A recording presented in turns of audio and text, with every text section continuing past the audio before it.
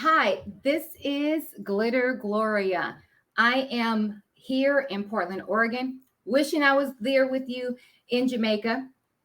I am going to be talking about safety and sharing. This is all about achieving your aesthetic goals, whatever your goals may be, loving what you see when you look in the mirror. This is your guide to building a safety plan for elective procedures. What I'm asking right now is just be with me, be here for the next 30 to 40 minutes and close your applications. Like, I'm going to be giving you a lot of information, a lot of things to think about. So I want you to be taking notes, really participating. I'm there in spirit just so we can get through all of this and I can give you as much information as possible in this session. So let me start off. Have you ever thought about, considered any type of elective surgery? If you have, like most of us, especially moms who have had, kids and whatnot, and our bodies have been stretched, I always like to think about my journey and say, have you thought about the safety precautions? Have you thought about what is necessary to protect your spiritual well-being, your physical, your psychological? Like, do you feel like whatever you say or do in these decisions you make in life, that you won't be punished or humiliated for thinking outside the box? This is all about protecting your safety. I launched my business at the beginning of this year, just to basically have a one-stop shop for discerning individuals who are considering having surgery, like being there as their advocate to get them from start to finish. I've developed a process that helps you reduce the revisions that you might potentially have, saving you 1,000 hours of research, and really just giving you the peace of mind to make sure that the surgeon that you select in what you actually need for your body, like I'm helping you really go through a whole reality check. I mean, this brand, Glitter Gloria, is really dedicated to cosmetic surgery coaching, advocacy, and education. Like, we are hooking you up. We are making sure that you have the tools and the resources and the calculators that you need to go through each of these 5 phases that help reduce disappointment at the end. Here's the truth. I'm just going to be honest with you. This is all about how I make my elective surgery decisions. I wasted $25,000 and I had to live with a deformity and basically being botched, and nobody wants to be botched. I had to live with this body for 1.5 years, all because I didn't have somebody like me to really guide me through this process. This is a little bit about me. My pronouns is positive energy. That's my pronoun. I've been a project manager for more than 20 years. It is innately in me. I am an organized individual.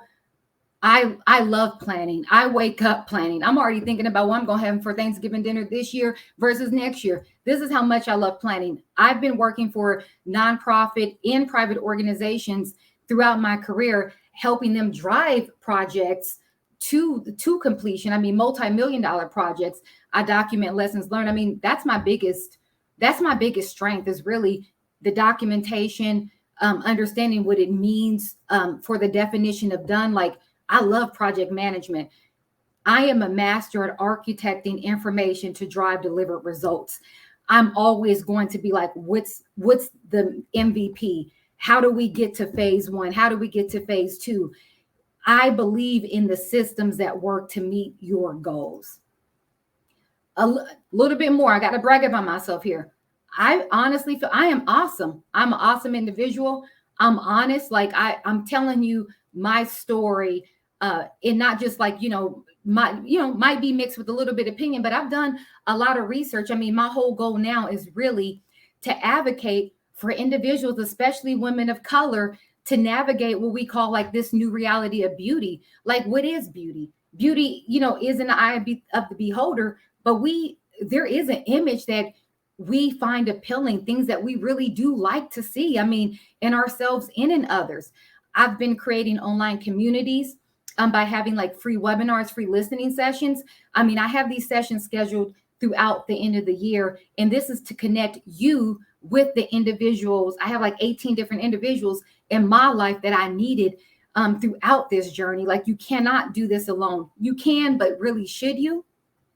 Here are my top 5 strengths.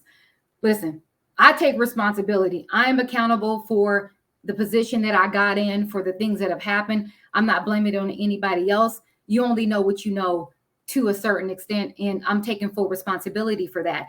But ultimately, when I did this strength assessment, I'm a coach. I'm always looking for how could you be better? How can you be not just a better version of, or trying to compete with somebody else, but how can you be the better version of you? I'm not the same Gloria I was 20 years ago. Oh, how I wish my knees didn't hurt, but I'm not. I'm 40. I'm here. I mean, I believe in the soul, the soul thing of being a catalyst, of being able to initiate action. You're not in a meeting with me, or you're working with me one-on-one, that I am not talking about what are we going to do? What are the steps we're going to take? Because I'm not one to keep spiraling and being on this continuous circle of doing the same thing over and over again. I love learning new things. And honestly, my whole mission in life is to be a positive spirit, because there's so much out there. I want to be able to ignite the worlds that I come across. This is why I believe that you should listen to me as we're here today. I've had 3 kids. I had my first kid at 16. All I could tell you is that over the span of 24 years of being stretched and pulled, I mean, I was a D flat. I had cliffhangers on the side. I had a bacon back. Like, I was 274 pounds. So this, there's nothing wrong with being whatever size you at, but I didn't feel comfortable in my body at all. And I had given myself as a mom and as a partner to have these kids, to bring this life in the world, but I wasn't really showing up for myself. I had I didn't want to put my before and afters. If you're in a listening session with me, I will show you my before and afters, but this is how I felt. This whole presentation is not just about you getting surgery, but really thinking about, how do you feel in your body? How do you feel in yourself and your skin right now? I've had 4 elective surgeries over the last 2.5 years. And honestly, part of it was due to revisions. At the time, I didn't have anybody like me to have a real conversation, a reality check, tell me what my options were. So I was just doing whatever I could, being in a financially abusive relationship. Like, I got this money, I got to spend it before somebody else spend it. So I did make some poor decisions, but I have spent the last 8 years researching, feeling like I knew what to do, but I didn't have the money. And then when I got the money, I jumped into it a little quickly, quicker than I should have. But I've learned a lot over this time. And the whole thing is like, I don't want to be rolling in and out of bed. I want to be loving myself, my body, my mind, spirit, and soul. And so I have been speaking for the last 2.5 years to just let people know how much I enjoy the work that I do. Now, this message is for you if you are an individual or discerning soul that is thinking about plastic or cosmetic surgery, but you do not want to risk being botched. If you have fears of getting surgery based on what other people have told you, things you've read online without actually taking the time to validate, like, if you're really ready to take the plunge, like, I think that you got to do something versus being fantasizing and staying in your head. But this is all about you being in control of your aesthetic desires versus what society is actually pushing on us when it comes to social media, Facebook, Instagram, you name it. Like, everything you see out there is not real. So if you relate to my message today, this message is for you. And then here's what I'm going to tell you. This is why you're wasting your time on deciding if you want to do it or if you don't want to do it. The truth is, you haven't done a thorough analysis of yourself. You haven't been honest with yourself. I had to be honest with myself. I was not in the best health condition to undergo cosmetic surgery. I hadn't done the research. I had just listened to people talk, thinking about things. They were saying, oh, this happened in the 50s and 60s. I ain't in the 50s and 60s. I'm a millennial. We are in 2022. Things have changed. We've advanced. Things have gotten better.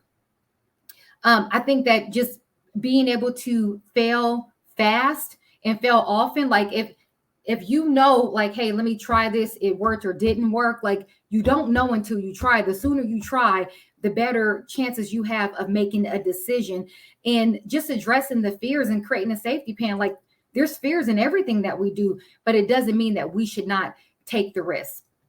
So here's a little bit about our agenda today. I'm going to show you, like, this is my guide on how you can make a safe decision when seeking elective surgery. We're going to do 2 different activities. I'm going to show you some visuals, because I'm very visual, about having realistic expectations for your aesthetic goals, how to be assertive as a customer. You're giving these individuals thousands of dollars and even hundreds of dollars throughout. You are a customer. You have requirements. You need to own up to that. Don't be giving nobody your money, and if they ain't meeting your expectations. And also, I'm going to share just 2 of my trusted online resources of where I believe you can find information for you to make the better informed decision for you to be safe. Here's my metrics. People ask, Gloria, I love your size. What are you? Like I said, my highest weight was 274. My lowest, I was about 159. My hips have stayed the same. My bust, my shape, like, I've been a size 10 since high school. These are my metrics. This is the reality. Can you identify your phenotype? We each, have these, body structures. I mean, you have the ectomorph, the mesomorph, and the endomorph.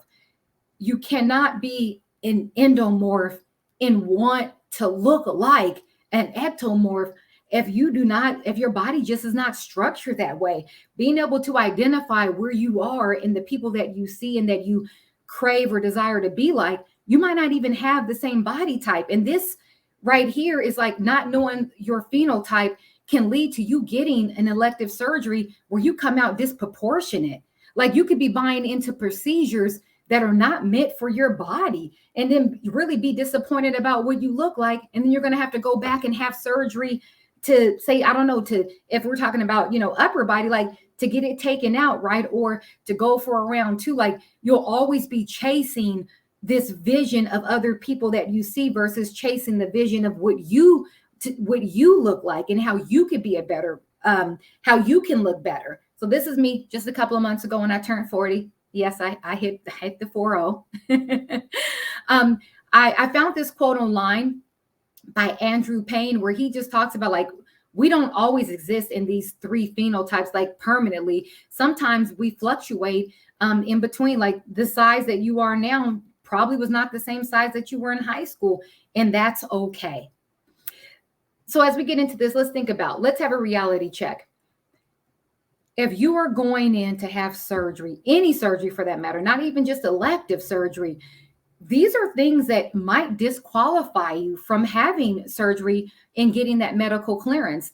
I mean, I was considered morbidly obese at one point in time. Yes, my blood pressure has been good, but if you are, somebody who is pregnant or, I don't know, has some type of underlying health decision, or some type of addiction, do you really feel safe knowing that something could go wrong while you're under anesthesia? Do you feel safe if a provider doesn't even conduct a thorough assessment to ask you some of these medically related questions to see if you're a fit candidate for surgery? This is what I mean by understanding what your health status is before you get into any of this. Now, this is our first activity. So I want you to take your pens out and I want you to write a list. Tell me, what are some beauty features that you admire? Here's my list. This is my wish list that I put together. I want Beyonce hips. I want Serena Williams butt. I want Rihanna's long torso. I want my abs itched in like Janet Jackson. I want Cardi B's teeth, Megan's thighs, Naomi's skin. I want Tina's calves because she got good calves. And I want Lizzo's confidence. That's my list. Now, is this putting all this together? Can I achieve that? Probably not. I probably can't achieve that. Not saying that I need to. The truth is, our body isn't meant to be timeless. It's about knowing what's achievable for your body type. With the products that I have, like, I have done so much research on this. I'm like, oh, we have different bone structures when it comes to our knees. Wanting somebody's shape that their knees are knock-kneed or straight, like, you might not have that same outcome if your structure isn't that way. You might be looking at individuals online who have more narrow hips, a narrow waist when you might be more voluptuous when it comes to the hips. There are I think it's 8 to 10 different types of hip sizes and waist sizes that we end up falling in the category of. Even when it comes to, our cleavage and breast, like things are placed differently. So knowing what you have versus what you are desiring to be might not be achievable. So I like to ask, what type of aesthetic goals are you really considering? Like, let's think about this. If you were to be able to sit with me and provide a wish list, besides, the unrealistic one, but like, are you considering looking more youthful? So you're looking for some type of, non-surgical procedure, Botox, fillers. You want to fill in your laugh lines. I mean, I've had a little bit here just to try to get some volume and some collagen going. Are you really concerned with your upper body? Truth is, you can't, even if you say, Gloria, I'm looking to get my whole body done. You can't get your whole body done. This is why you got to plan. You got to time these things out, because you don't want to put yourself at risk by doing too much. And you might be someone that is not interested in surgery at all. You just want to just get healthier. You just want to get healthier for you, for yourself. And that's totally okay. Quickly, I want to give some facts. Men are having surgery just as much as women are having surgery. Surgery is becoming more accessible, more diverse, and people are younger. We're talking about from the age of 17 individuals having surgery all the way through their 60s. In part of the money that we're spending, the $16 billion that is going into plastic and cosmetic surgery, a lot of this is also revisions. And so I put it just a quick, guideline here. Like, revision is any surgery that you have to go back to fix in whatever the way it may be. It might not necessarily mean that you're botched, but plastic surgeons and cosmetic surgeons, they've been around for a little bit over 100 years. These individuals are artists. They're artists. They've been doing this, back in the early 1900s when individuals were going off to war. Like, they were making prosthetic faces to fix something, because this is exactly what they do. Now, there's a lot of procedures. There's a lot of them. I have researched over 30, 40 different procedures. I mean, understanding the cost, right? So you don't get ripped off. Yes, you can go get a nose job done from somebody in New York that did a celebrities for $100,000. But, the average, you could probably get a nose job maybe for, I don't know, $10,000 to $20,000. There's a lot of different things. There's a lot of different procedures. You need to be able to look at that data and make data informed decisions. This is why I have digital tools in the portal that helps you make these informed decisions when you can see things lined up in a matrix to say, okay, am I being ripped off? Am I not being ripped off? What is the value that I'm getting for my buck? Now that you've decided, yes, I want to have surgery, what type of surgeon do you choose? A plastic surgeon and cosmetic surgeon, they might have had similar training, but they're not the same. There are cosmetic surgeons that are trained in ear, nose, and throat, and now they're doing facelifts. Do you want to go to a nurse or a trainee? What about choosing a franchise over a private practice? These are all the decisions that need to be made before you jump in and make this decision, which is why people make risky medical decisions. You are lacking either knowledge, you've had some type of grief go on, somebody, could be a divorce, a separation, recent death, like just a change, or you're desperate. You feel like you've tried everything and now this is your only option. You could even be pressured by the crowd that you hang around to make some type of, decision. Like, okay, everybody around me is getting getting their cheeks done or BBLs. Like, you might not even have the right social circle in the support system to even help steer you towards making a better decision, which is why you might find yourself in a place that you don't want to be. Now, let me ask you, would you go to a board certified surgeon who performs extreme procedures? Think about these 5 check marks. And I say this because what I'm going to show you as I prime you, this is not a pretty picture. You can go to a surgeon who's board certified. They're personable. You got the money for them, so it ain't like you spending too much. They've been in the business for 20 years. Customer service is good, and they average a 3-star. But Ask yourself, would I go to a physician that perform these type of surgeries? Like cosmetic and plastic surgery is a lifestyle. This ain't just about the money. Like, oh, I ain't got the money for this. People got the money to spend on what they want to spend their money on. That's the truth. But just because something can be done doesn't mean that it should be done. Not everybody has the integrity to tell you, I don't think you're a candidate, or I don't want my name on that work, right? Because this is art at the end of the day. I just showed this to you to show you that there are individuals spending up to $1 million to get elective procedures, and board certified surgeons are doing this work. I just know if I seen this, this is something that I would not. This is a surgeon that I wouldn't choose, because I feel like what's at jeopardy. I think about the risk. You can end up being botched from poor aftercare, from negligence on the physician, having something weigh 20 pounds each, 40 pounds. That's a lot just on your physical structure. Even to reduce that, you're probably not going to look the same. Money, this is what's at risk, right? When individuals say, oh, well, I don't know if I actually need a coach because I'm going to get this $3,000 BBL. If you spending $3,000 to get a BBL and you haven't thought about anything else, I could tell you now, it's not a good look. Paying $800 to $1,500 to save date, to book a surgeon, and then something goes wrong, you don't lose the weight, you change your mind, you are wasting deposits and deposits. There's unexpected medical expenses that individuals don't plan for. So when people say, I only got $3,000, you are not ready. You need 2 to 3 times that budget. So in case something goes wrong, you have a contingency fund. That is part about being an adult and just being responsible, having your credit, if you need it, together to be able to just check. Like if something goes wrong, you just need to be able to cover that expense. That's what I'm trying to say. Even your mental health. There's shame and embarrassment goes on with getting a surgery that might not be received by the individuals in your circles, or pretty much by yourself. One of the things I like to touch on is I like to ask individuals, you made the decision, you know you're going to have this surgeon, you know you got the money for it, but do you have a network of individuals in your circle now that support your decision in the end? The individuals that you're going to be hearing in your life might have different norms, what they think is normal based on society, compared to what you believe that you personally accept as an okay surgery. You might be like, well, lip injections is something I wouldn't do, but I'll do cool sculpting. That's totally okay. Like, it's okay. But the individuals that you might need to give for you during that time, because you're going to need help, if they don't support you, it's going to be hard to do these things yourself.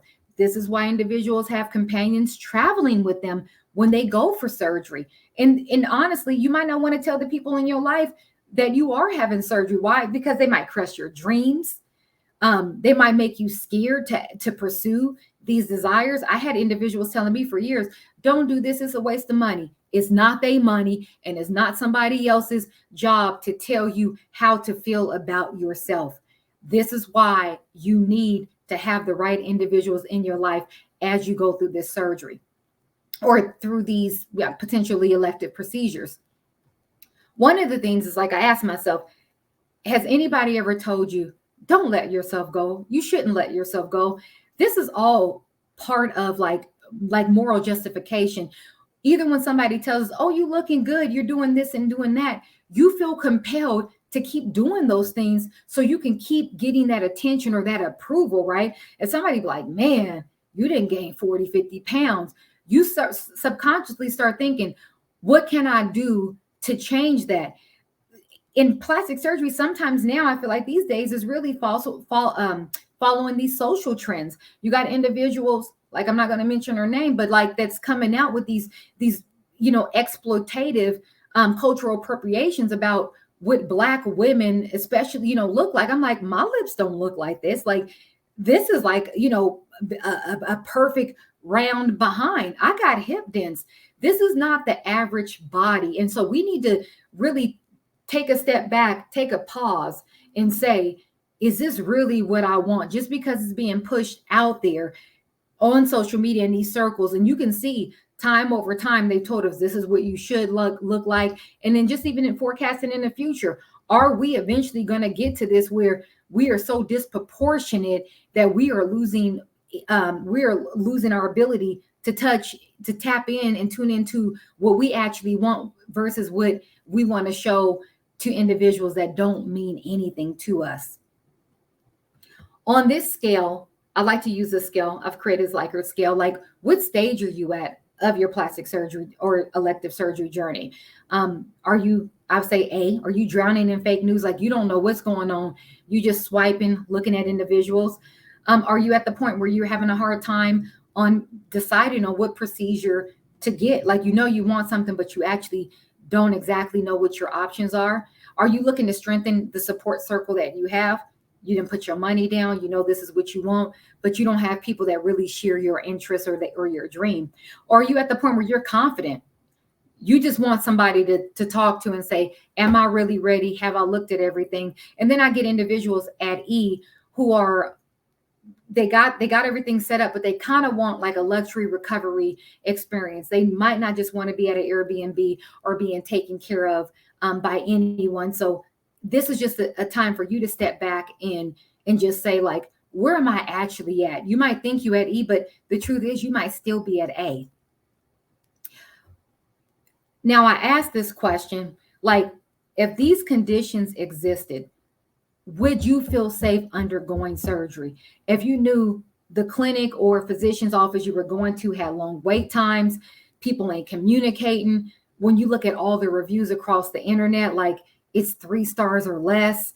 I mean, they don't got enough pictures. Do you really feel safe having surgery, knowing that you might be under the hands of an uncredentialed professional, or you don't have the support system to support you?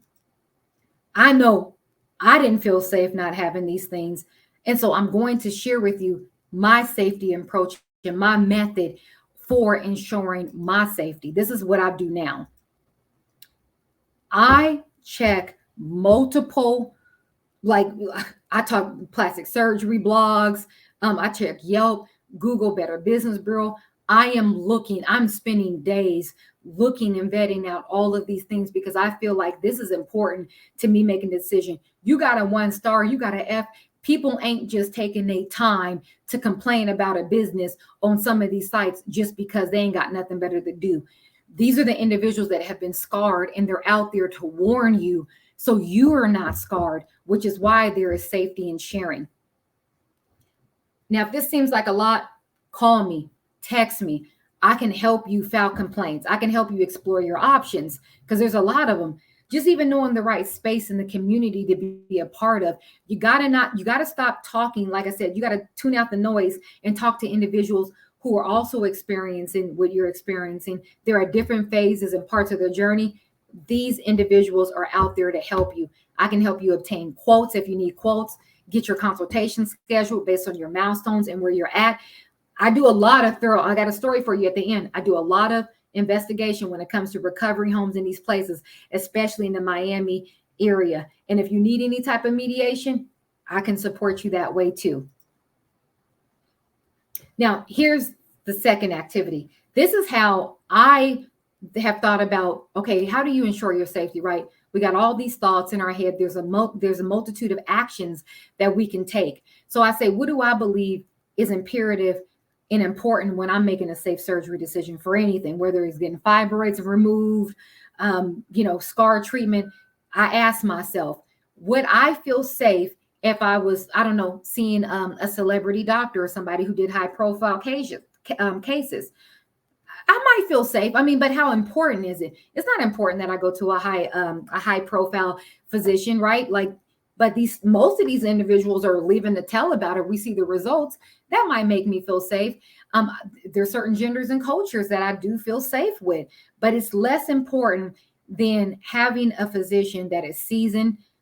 Since I'm visual, I need to see the before and after gallery. I need to see people who look like me, and are they producing the results that I am looking for? I had a plastic surgery or cosmetic coach and an advocate. That made me feel safe talking to someone who was not associated with the clinic, with the physician, and trying to sell me something. Having an external party that was like the liaison between me and the physicians, it helped alleviate and help me validate if what I was feeling was right and just steering me in the right direction, which is really the reason why I feel like I am truly sitting here in the middle when it comes to the return on investment. Like teaching plastic surgery coaches and advocates, really, you get the best of all worlds, right? When you look at this quadrant, after you decide, hey, what are the things that make me feel safe, you plot them out. Okay, this is what's important, and what's the difficulty to get to that safety. Yeah, I can have a celebrity doctor, but it's going to cost me a lot, right? Like it's way up there at the top of luxury. Yeah, I can, strategically, you should be getting referrals and references. They reference check you when you apply for a job. You need to reference check these physicians and find out what's the real, because they're not giving you everything.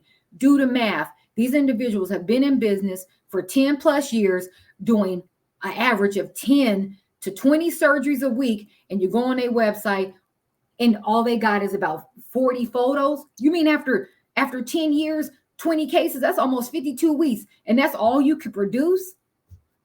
I need you to think. It ain't adding up. This is what we do as plastic surgery advocates. We help you think about this. We help you go back to the quick wins and say, you said you didn't want to see a doctor from this race, or you didn't want to have a female physician. Then why are you looking at female physicians? Why are you wasting your money and part of your budget getting consults with individuals that you said you didn't feel comfortable with? This is why we are here. And it's not difficult to really take these actions to ensure your safety. It's having that accountability partner like myself to remind you of how important your safety is. These are my legit resources on how to find board certified surgeons. Number one, go to the American Board website for plastic surgery. They also have one for cosmetic surgeries. They're in the system. They are there. You can look this information up. And secondly, Google. People are leaving Google reviews. We're not talking about just testimonials on these individual sites. These are individuals that are taking their time to leave a Google review. This information is out there for you. Use the tools that you have. I even have, I think, at least 7 to 10 more tools that I use when it comes to researching. Another way to validate what I'm saying, if you're going through photos, I found this photo on 2 different clinics' site. Same photo. Yeah, they didn't Photoshop the thong, but this is what I'm telling you about the propaganda. These individuals are using photos from other people's sites and putting it on there, and you don't actually know if this is valid. This is why you need a second pair of eyes. You should not be doing this alone. You need somebody else to do the thorough research. I'm treating you the way now I've gotten to the point of assessing, am I going to have this surgery or not? I'm taking my time. This is not something that should be rushed. Please join us at our listening sessions where I'm introducing you to professionals, the dietitian, the hydrotherapist, the esthetician, the recovery home, lithotic drainage masseuse. You need to get feedback from these individuals so they could tell you what they're seeing and things that you should be wary about before you make this decision. Here's what I've learned about why I've had multiple surgeries, because I had to be honest with myself.